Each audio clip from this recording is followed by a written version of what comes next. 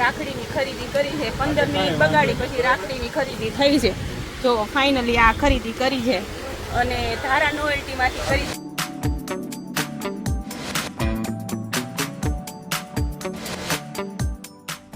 Hello friends very good morning જય દ્વારકાધીશ હર હર મહાદેવ જય દ્વારકાધીશ હર હર મહાદેવ કાર્તિકભાઈ નાસ્તો કરવા બેસી ગયા છે ને વિહાન તો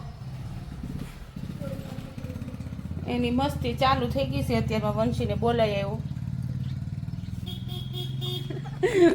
ઉઠીને પેલા છે ને દોડવા ને આવી રીતે મસ્તી કરવા જોવે છે ત્યારે તેને સ્કૂલે જવું ગમે રોજનું છે આ જો બે મસ્તી કરે છે અત્યારમાં ને સરસ સવાર થઈ ગઈ છે સૂર્યનારાયણ પણ ઉગી ગયા છે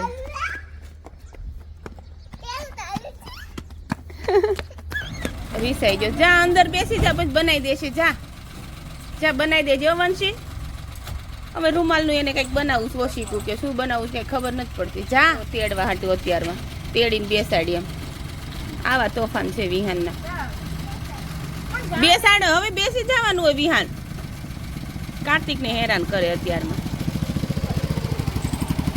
વિહાન બાય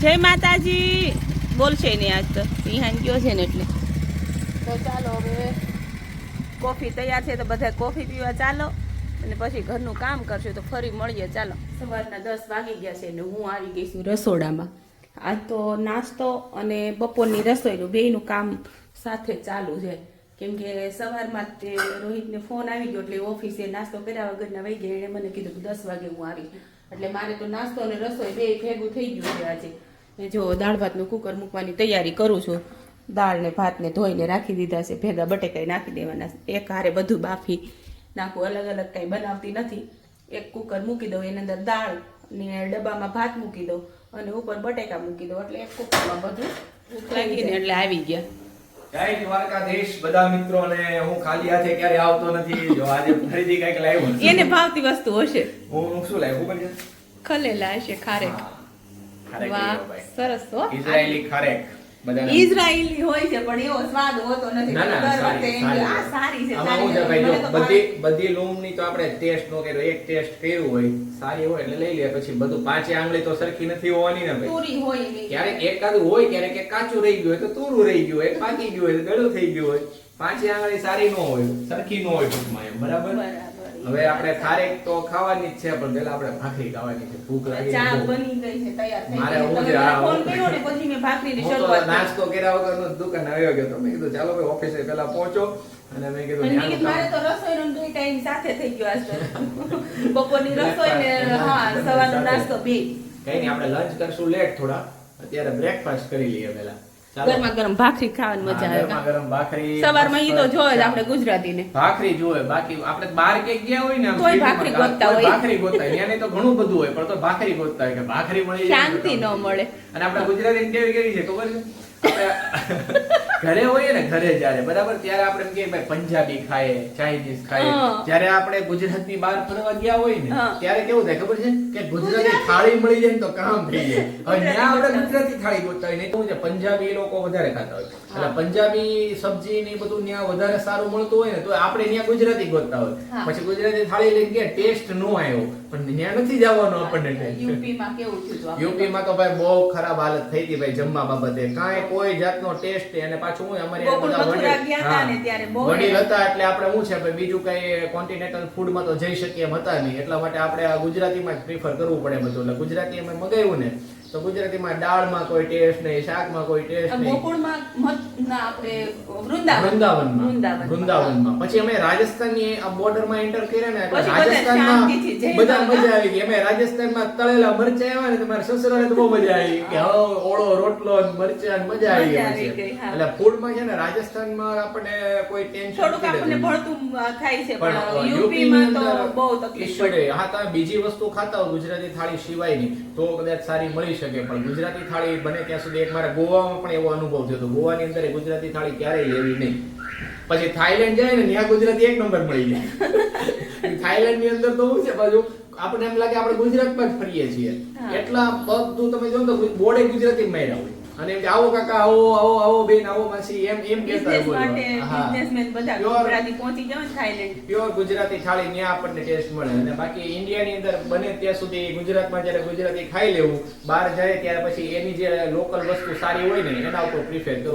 માઉન્ટ આબુ ભાખરી ગયા કરે છે, હો. હતા. ના, હવે છેલ્લું કહી દઉં. માઉન્ટ આબુ ગયા હતા ને ત્યારે ત્યાં અમને અર્બુદા રેસ્ટોરન્ટમાં સ્પેશિયલી કીધું હતું કે ભાઈ તમે કેર સાંગરીનું શાક મગાવો એમ કે હા. એ અમારી એની ફેમસ આઈટમ છે. અને અમે મગાવ્યું હતું, બહુ મજા આવી હતી ખાવાની. કેર સાંગરી આ એની ફેમસ આઈટમ એનો છે. વિડીયો પણ આપણે બનાવેલો હા, છે. વિડીયો અમે બનાવેલો છે માઉન્ટ આબુ માટે.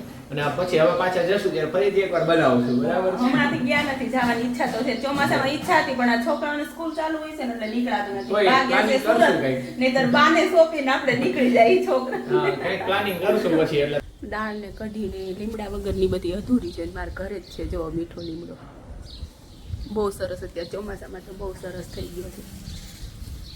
કેટલા સરસ પાંદડા થઈ ગયા જો. મીઠો લીમડો છે ને બહુ શરીર માટે ઉપયોગી છે, પણ આપણે બધી વસ્તુમાં નાખીએ અને પછી કાઢી પેલા મીઠા લીમડાને કાઢીએ. કઢી અને દાળ તો મીઠા લીમડા વગરની અધૂરી જ છે. જો દાળ ઉકળે છે અને હવે મીઠો લીમડો એમાં નાખી દે એટલે સ્વાદ સરસ આવી જાય.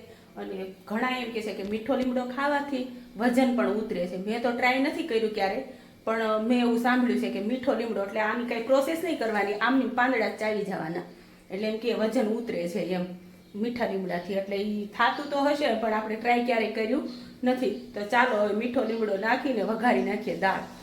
વરસાદ ચાલુ થઈ ગયો પણ વિહાન હજી આવ્યો નહીં. જો મસ્ત મજાનો વરસાદ છે ભાઈ અમારે બાબરામાં આજે તો જો શરૂ થયો છે હજી. આવો ને ભાઈ, જય શ્રી કૃષ્ણ. સ્કૂલમાંથી ભાઈ એને સેટરડે ગ્રીન કલરનું ટી-શર્ટ પહેરવાનું કીધું છે. ગ્રીન કલરનું કેમ સેટરડે? શું પ્રો?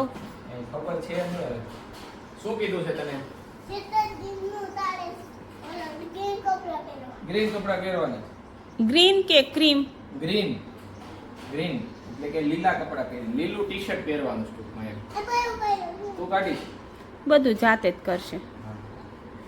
વિહાન તાર રાહે છે જમ. જો ને દાળ ભાત વાળું જો ને વગ બગાડ કપલા. ચોકલેટ કોણે આપી? ચોકલેટ કોણે આપી? હંસી દીદીએ. ચોકલેટ હું લે હાલે? ના નથી પાડી તને મેં. લઈશ એમ નો હાલે. જોયું? વિહાનની રાહ જોઈને બેઠા, પણ વિહાનભાઈ તો જમીને આવ્યો. હા. આપણે જમી લઈએ ભાઈ. આજે છે ને જો બટેટાની સબ્જી છે, રોટલી છે, દાળ છે આપણી ગુજરાતી ખાટી મીઠી, અને આ ચટણી ભાઈ નૈના બેન આપી ગયા છે. એ ચટણી સરસ બનાવે છે. કાકડીમાં ચીબડાનો સ્વાદ આવે. હા, કાકડી જો અત્યારે હવે ચીબડા આવવાની શરૂઆત થઈ જશે ને, ચોમાસું છે એટલે. મેં તો કાકડી ને ચીબડામાં થોડોક ફેર લાગે, હા હા, પણ કાકડી ચીબડા જેવી લાગી આજે. મસ્ત છે, સરસ છે આજે. હવે ધીમે ધીમે હું ચોમાસામાં બધું શાકભાજી હવે સારું આવતું જશે એમ. હવે આજે જો આપણે ભાઈ ફૂલ ભાણું થઈ ગયું છે. દાળ ભાત શાક રોટલી બરાબર, અચાર ને સલાડ ને બધું, ચટણી ને. ચાલો આવી જાઓ બધા જમવા. હવે જમી લઈએ અને પછી જમીને પછી મળીએ. સાંજના વાગી ગયા છે 6 અને મારે જવું છે રાખડી લેવા. તમારે મારે ભેગું આવવાનું છે. હા, આવું જ પડે ને, પેમેન્ટ એમાં તો કરવાનું. એ તો પછી મને એનથી ડબલ 3 ગણા આવશે મારા પાસે. હા, તો એ કે મારે થોડા આવશે ભાઈ, દેવાના છે મારે. આવે તે જ લેવાના ને. એટલે એમાં એવું છે, મોટી બેન સુરત જાય છે એટલે એમ થયું કે આજે 11 છે તો રાખડી લઈ આવીને એને મોકલી જ દઉં, એટલે પછી કુરિયર કરવાનું કઈ ટેન્શન રહે નહીં. કે હા, end to end પહોંચી જાય ને. એટલે તે મોટી બેન જાય છે રક્ષાબંધન ઉપર એટલે પહોંચી જશે રાખડી. તો હું તો જો જાઉં છું રાખડી લેવા. તમે બધાએ લઈ લીધી કે નહીં પાછા કહેજો કોમેન્ટમાં. ચાલો જેને બાકી એને મને હજી આજે 11 ને પછી અમાસ ને પૂનમ એટલે લગભગ 18 દિવસની વાર છે, પણ અત્યારે હવે મોકલી દેવી છે આપણે. તો આજે કેમ? સમજો ને આજે 31 તારીખ તો છે, કાલે 1 તારીખ. હા, ચાલો હવે છીએ. કોમેન્ટ એક સબસ્ક્રાઈબર્સે કરી હતી કે આ મંદિર છે એ શેનું છે એમ. એટલે મંદિર છે ને મહાદેવનું મંદિર છે અને અમારા ઘરેથી નીકળતા જ તે પેલું જ મંદિર આવે છે મહાદેવનું. આ અમારા ઘરને મહાદેવના મંદિરને થોડુંક જ ડિસ્ટન્સ છે. હવે હમણાં તો ભોળાનાથ શ્રાવણ મહિનો આવે છે એટલે અમારે અહીંયા ધબધબાટ છે. ચાલો હવે હાઈવે ઉપર ચડી ગયા આપણે. હવે પહોંચી જાય આપણે બજારમાં. હવે રાખડી લેવા તો આવીશું પણ રાખડી લેવામાં કન્ફ્યુઝન શું છે. કઈ લેવી ને કઈ ન લેવી એમ છે. ઘણી વેરાયટી છે પણ મને વિચાર આવે છે કે કેવી લેવી એમ. રાખડીની ખરીદી કરી છે, 15 મિનિટ બગાડી પછી રાખડીની ખરીદી થઈ છે. તો ફાઇનલી આ ખરીદી કરી છે અને ધારા નોવેલ્ટીમાંથી કરી છે. બાબરામાં છે ધારા નોવેલ્ટી. પાટીદાર શાક માર્કેટ છે ને, પાટીદાર શાક માર્કેટ છે ને ત્યાં જ દુકાન છે. હું છે ને ત્યાંથી જ લગભગ ખરીદી કરું છું એટલે મેં ત્યાંથી જ આ વખતે હું ત્યાં જ આવી ગઈ રાખડી લેવા. બેનની ઘરે પોગી ગયા ને ઢીંગુબેન બેઠા છે. બોલો શું છે? એની મમ્મી ગઈ છે ગામમાં તો મને આવીને પૂછે છે કે મમ્મી ક્યાં ગયા, મમ્મી ક્યાં ગયા? અત્યારે બોલતી બંધ થઈ ગઈ. રમકડા લેવા મમ્મી રમકડા લેવા ગઈ. રમકડા લેવા ગઈ મારે રમવા હાટું એમ. આ જો બધા બેટ બોલ લઈને આ સ્ટમ્પ લઈને ઊભો છે. થાકી ગયા. હા વિહાન આવ્યો ને ત્યાં આ બધા થાકીને લોથપોથ થઈને બેસી ગયા જીયાન ને. અમે જો રાખડી દઈને આવ્યા અને હવે વિડીયોનો પણ એન્ડ કરવાનો ટાઈમ થઈ ગયો છે. લાઈક કરે, શેર કરે, સબસ્ક્રાઇબ કરે, ચેનલમાં દબાવજો બેલ આઇકોન. હવે આજનો વિડીયો અહીંયા એન્ડ કરી દઈએ હવે, બરાબર છે? હા. અને બીજું તો કઈ આજ કહેવા જેવું છે નહીં. કઈ એવો ટોપિક નથી, નહીતર ટોપિક એકાદો ખુલે ને એટલે 10 મિનિટ એમાં નીકળી જાય. પણ અત્યારે કઈ એવું કઈ યાદ આવતું નથી. અને આજ થોડોક વરસાદ આવ્યો હતો બપોરે મસ્ત મજાનો.